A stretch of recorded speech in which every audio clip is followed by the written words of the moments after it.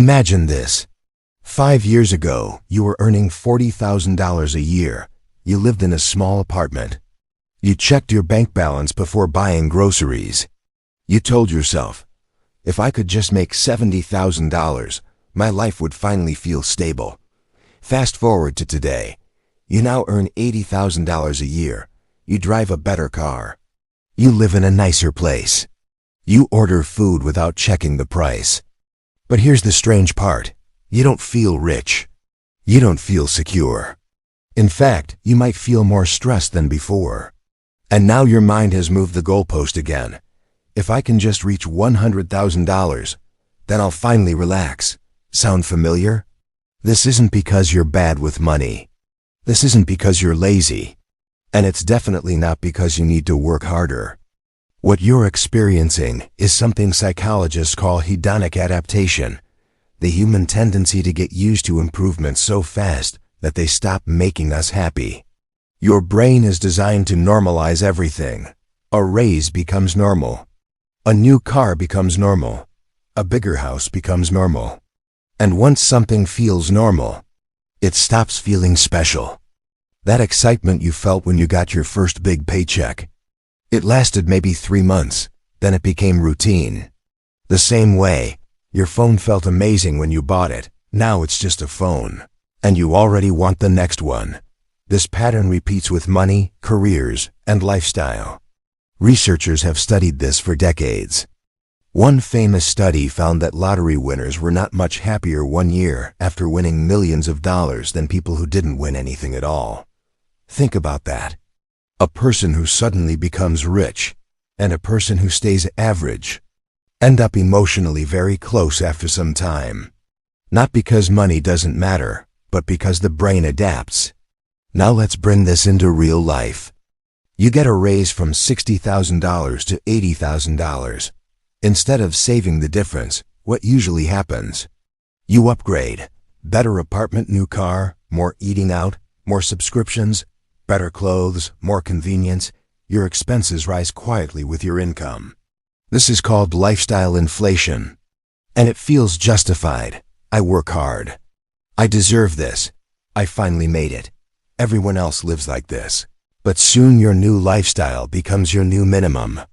Your stress returns. Your savings disappear. And once again you feel behind. According to recent surveys, more than half of people earning over $100,000 say they live paycheck to paycheck.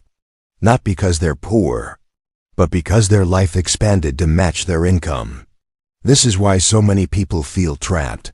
They earn more, but don't feel safer. They work harder but don't feel happier. They are running on a treadmill, moving fast, but not getting closer to peace. And here's the dangerous illusion.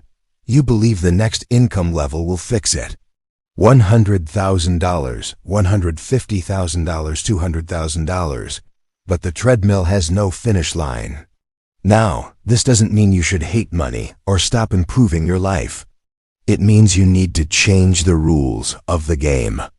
Because if you don't control your lifestyle will control you. Which brings us to the real question. How do you step off this treadmill without giving up on success? That's where things get interesting.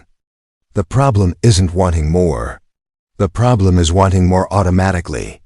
There is a huge difference between, I want this because it adds real value to my life, and I want this because my income increased.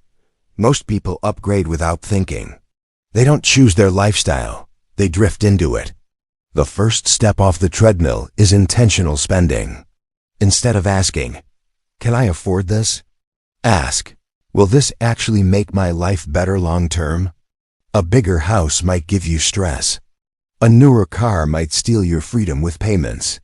But a weekend trip with people you love might give you memories for life. Studies show that experiences create longer happiness than possessions. Travel, learning skills, time with family, meaningful hobbies, objects fade. Experiences stay with you. And here's the financial irony. Experiences are usually cheaper than lifestyle upgrades. A vacation equals $1,000. A new car equals $40,000. But which one gives more emotional return? The second strategy is what I call anchoring your lifestyle. This means deciding in advance how much of my future raises will go to lifestyle and how much will go to freedom. For example, when you get a $10,000 raise, $3,000 can improve your life, $7,000 goes to investments. This keeps you from inflating your life too fast. It lets you enjoy growth without becoming trapped by it. The third strategy is powerful and uncomfortable. Practice gratitude through contrast. Once a week, imagine losing what you currently have, your job, your home, your income, not to scare yourself, but to wake yourself up. This breaks adaptation.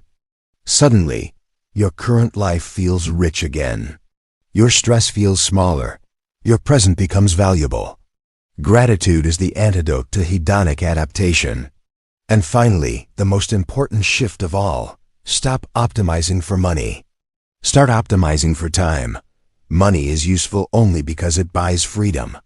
Every dollar you invest is a future hour of your life you don't have to sell. Instead of asking, how can I earn more? Ask, how can I need less to feel fulfilled? The goal is not luxury. The goal is flexibility. The ability to say, I don't need this job anymore. I can take a break. I can choose my time. That's real wealth. Many people chase financial independence, thinking happiness lives at the destination. But research shows people are happiest while making progress toward meaningful goals, not when they arrive. If you delay your happiness until you hit a number, you may never enjoy the journey. So here's the new game.